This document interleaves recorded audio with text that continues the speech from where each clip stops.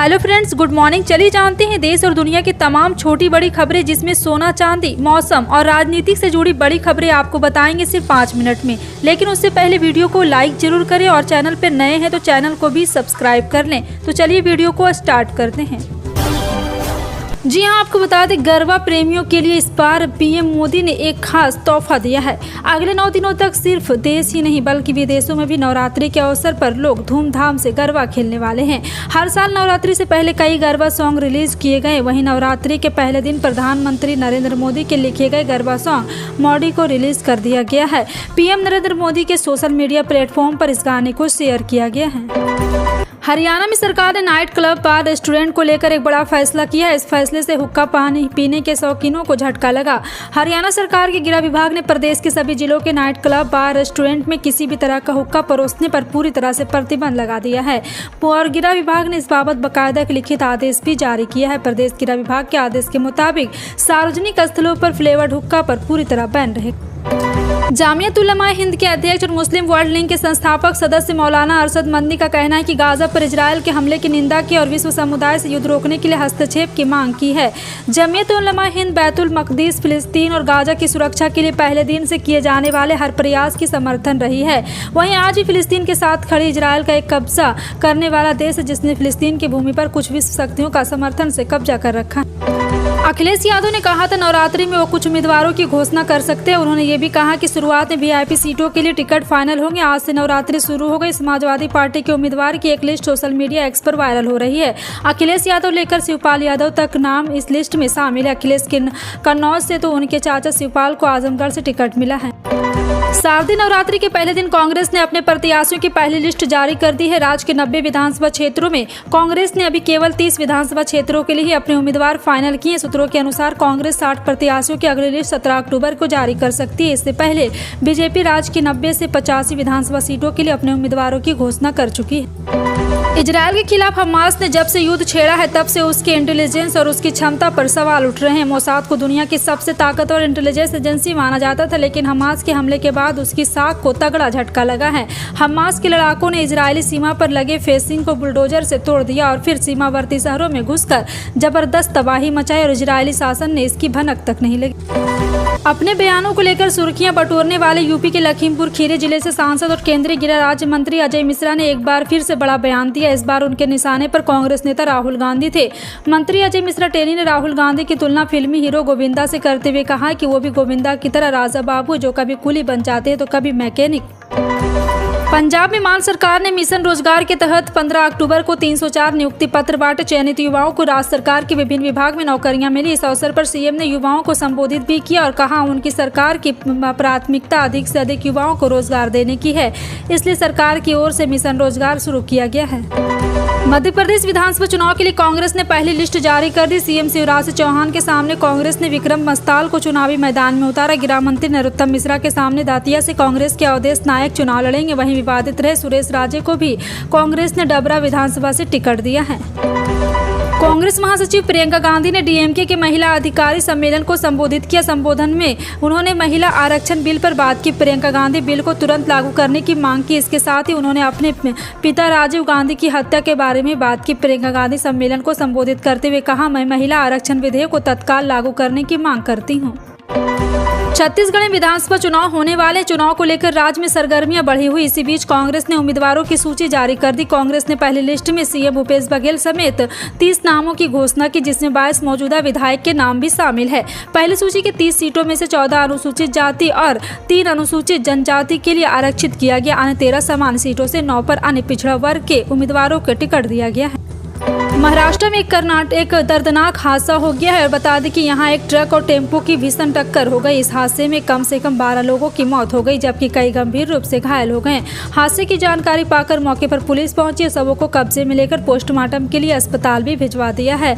जानकारी के अनुसार रात करीब 1 बजे वैसपुर टोल पोस्ट के पास ट्रक और यहां पे दोनों की टक्कर हो गई। और वहीं पीएम की जानकारी के अनुसार प्रधानमंत्री मोदी ने छत्रपति संभाजीनगर जिले में हुई दुर्घटना में लोगों की मृत्यु पर दुख व्यक्त करते और प्रत्येक मृतक के परिजनों को पीएम एनआरपी से 2 लाख रुपए की अनुग्रह राशि, घायलों को 50,000 रुपए देने की घोषणा की। दिल्ली एनसीआर रविवार भूकंप के तेज झटके महसूस किए गए। दिल्ली के साथ ही नोएडा और गाजियाबाद में रविवार को धरती हिली है। उधर हरियाणा के कई हिस्सों में भूकंप आया। इससे पहले 3 अक्टूबर को राजधानी दिल्ली और एनसीआर में भूकंप के झटके लगे थे। भूकंप की तीव्रता इतनी जोरदार थी कि लोग अपने घरों से निकलकर सड़कों पर आ गए।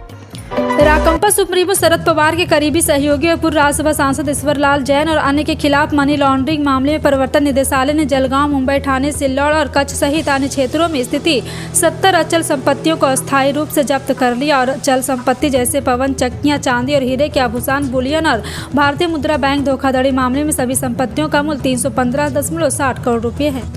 तेलंगाना में विधानसभा चुनाव की तारीखों के ऐलान होने के बाद सत्तारूढ़ दल भारत राष्ट्र समिति यानी बीआरएस ने रविवार को अपना चुनावी घोषणा पत्र जारी कर दिया। बीआरएस ने मैनिफेस्टो में जनता के लिए कई लोक लुभावन वादे भी किए। बीआरएस ने घोषणा पत्र में सभी पात्र परिवारों को 400 रुपये में गैस सिलेंडर उपलब्ध कराने का वादा किया और घोषणा पत्र में कहा है कि यहाँ पे परायु वधु योजना को 10,000 रुपये से धीरे धीरे बढ़ाकर 16,000 रुपये प्रतिवर्ष करें।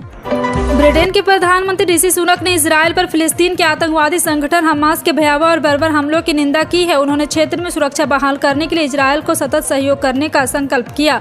सुनक ने कहा, ब्रिटेन हमेशा इजरायल और यहूदियों के साथ खड़ा है। हर तरह से वह शांति बहाली के लिए इजरायल की मदद करेगा। छत्तीसगढ़ में विधानसभा चुनाव की तारीखों में बदलाव हो सकता है। इसे लेकर छत्तीसगढ़ के मुख्यमंत्री भूपेश बघेल का एक बड़ा बयान सामने आया है, जिसमें उन्होंने कहा आगामी 17 नवंबर को होने वाले विधानसभा चुनाव को लेकर केंद्रीय निर्वाचन आयोग से विधानसभा चुनाव के मतदान की तारीख को बदलने के लिए पत्र लिखा जाएगा। बिहार में जाति गणना की रिपोर्ट आने के बाद से प्रदेश की राजनीति में सब कुछ ठीक नहीं है। पहले भाजपा ने इसे लेकर जदयू पर कई सवाल खड़े किए, लेकिन अब जदयू इसे लेकर हमलावर मोड में दिखाई दे रहे। जदयू के मुख्य प्रवक्ता नीरज कुमार ने कहा, पीएम मोदी अपनी जाति छिपाना चाहते हैं, इसलिए देश में जातीय गणना नहीं करा रहे। और अगर पीएम नरेंद्र मोदी की जाति मेघ घांची है तो वह सामाजिक या शैक्षणिक रूप से पिछड़े नहीं थे। भारतीय अंतरिक्ष अनुसंधान संगठन 21 अक्टूबर को गगनयान मिशन के हिस्से के रूप में पहले मानव अंतरिक्ष मिशन के क्रू मॉडल एस्केप सिस्टम का परीक्षण करने के लिए अपनी पहली उड़ान प्रदर्शित करने की तैयारी में। इसरो प्रमुख एस सोमनाथ के अनुसार इसरो के सबसे भारी रॉकेट LVM-3 का उपयोग करके क्रू मॉड्यूल एस्केप सिस्टम का मानव रहित परीक्षण उड़ाने मिशन श्रीहरिकोटा के अंतरिक्ष बंदरगाह से होगा। पिछले 38 दिनों से शाहरुख खान की जवान बॉक्स ऑफिस पर टिक कर लगातार कमाई करे। जहां हर वीकेंड फिल्म की कमाई में उछाल देखने को मिलता है, तो वहीं फैंस के बीच किंग खान की बादशाहत फैंस को हर दिन फिल्म देखने को मजबूर कर देती है। इसी के कारण फिल्म की कमाई भारत में 650 करोड़ की तरफ से दुनिया भर में 1200 करोड़ की कमाई करने के लिए पूरा जोर लगाती हुई दिख रही है। रिजर्व बैंक ऑफ इंडिया के गवर्नर शक्तिकांत दास ने टॉप सेंट्रल बैंकर का ग्लोबल अवार्ड मोरक्को जाकर रिसीव किया है। सितंबर में शक्तिकांत दास को global finance central banker report card 2023 में A+ रेटिंग मिली थी। RBI ने अपने official social media handle X पर अवार्ड रिसीव करते हुए शक्तिकांत दास की फोटो शेयर की है। अगले एक साल में महंगाई 1.35% और कमाई 3.15% की दर से बढ़ सकती है, यानी महंगाई के मुकाबले कमाई लगभग 2.5 गुना ज़्यादा रहने की उम्मीद। वहीं निजी खर्च में भी औसतन 1.87% का इजाफा हो सकता है। यह बात RBI की रिपोर्ट में कही गई है। इंदौर की विधानसभा 1 से बीजेपी प्रत्याशी राष्ट्रीय महासचिव कैलाश विजयवर्गीय ने कहा, आचार संहिता लगने के बाद भी कांग्रेस घोषणाएं कर रही है। इसका उल्लंघन कांग्रेस की बड़े नेता प्रियंका गांधी ने किया। भाजपा की लोकप्रियता बढ़ी, कई लोग भाजपा में शामिल हुए। भाजपा मध्य प्रदेश में 2/3 बहुमत से सरकार बनाएगी। जी हां, आपको बता दें, बीजेपी की दूसरी सूची भी कद्दावर नेताओं के नाम होगी। इजरायल और हमास के बीच युद्ध से सोने की कीमत काफ़ी तेजी देखने को मिली। हफ्ते के आखिरी दिन शुक्रवार को MCX पर कारोबार के दौरान सोने की कीमत 1497 रुपये प्रति 10 ग्राम की जबरदस्त उछाल देखने को मिली। दिसंबर एक्सपायरी वाला गोल्ड फ्यूचर कॉन्ट्रैक्ट 2.58% की तेजी के साथ 59,415 रुपये के भाव पर बंद हुआ। इसी तरह रूस यूक्रेन वार के शुरुआती दिनों में भी सोने की कीमत में तेजी आई थी। भारत में कोरोना वायरस संक्रमण के नए मामले सामने आए हैं। जी हां, आपको बता दें कि उपचाराधीन मरीजों की संख्या 340 रही। केंद्रीय स्वास्थ्य मंत्रालय ने रविवार को दी जानकारी दी है और मंत्रालय की ओर से रविवार सुबह 8 बजे जारी अद्यतन आंकड़ों के अनुसार देश में कोविड-19 से जान गंवाने वालों की संख्या 5,32,037 हो गई है। देश में करोड़ों किसानों को आर्थिक सुरक्षा प्रदान करने के लिए भारत सरकार प्रधानमंत्री किसान सम्मान निधि योजना नामक एक बेहद ही शानदार स्कीम का संचालन कर रही है। इस स्कीम के अंतर्गत हर साल भारत सरकार 6,000 रुपये की आर्थिक सहायता देती है। आपको बता दें, इस योजना का लाभ उठा रहे आर्थिक स्थिति कमजोर होने के कारण करोड़ों किसानों को अपने जीवन में गुजर बसर करने का मौका मिल रहा है। अब तक किसानों के खाते में 14 किस्त जा चुकी है और 15वीं किस्त का ट्रांसफर होने वाला है। इसी को देखते हुए करोड़ों किसान 15वीं किस्त सम्मान निधि योजना की 15वीं किस्त का इंतजार कर इस सिलसिले में इस योजना का अपडेट भी सामने आया है।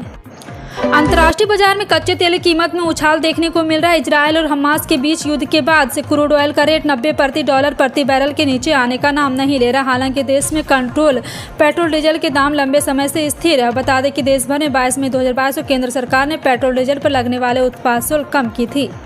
सरकार की ओर से परिवार पहचान पत्र के आधार पर 3 श्रेणियों के राशन कार्ड जारी किए जा रहे हैं। इनमें APL अर्थात हरे कार्ड, BPL अर्थात पीले कार्ड, AY अर्थात गुलाबी राशन कार्ड शामिल है। BPL और AY राशन कार्ड सरकार द्वारा परिवार पहचान पत्र में सत्यापित आय के आधार पर स्वयं बनाए जाते हैं। इनके लिए आवेदन करने की आवश्यकता नहीं होती। दिवाली से पहले चावल सस्ता हो सकता है। सरकार दीपावली से पहले चावल सस्ता कर आम लोगों को राहत प्रदान कर सकती। खुदरा महंगाई में काफ़ी गिरावट आई। हरी सब्जियां जुलाई अगस्त महीने के मुकाबले अब काफ़ी सस्ती हो गई। खुदरा महंगाई गिरकर 5.2% पर पहुंच गई। इससे पहले अगस्त में रिटेल महंगाई 6.83% थी। वहीं जुलाई में यह 15 माह के सबसे उच्चतम स्तर 7.44% पर पहुँच गई थी। फिलहाल आपका इन सभी खबरों पर क्या कहना है, कॉमेंट सेक्शन में टाइप करके जरूर बताएं।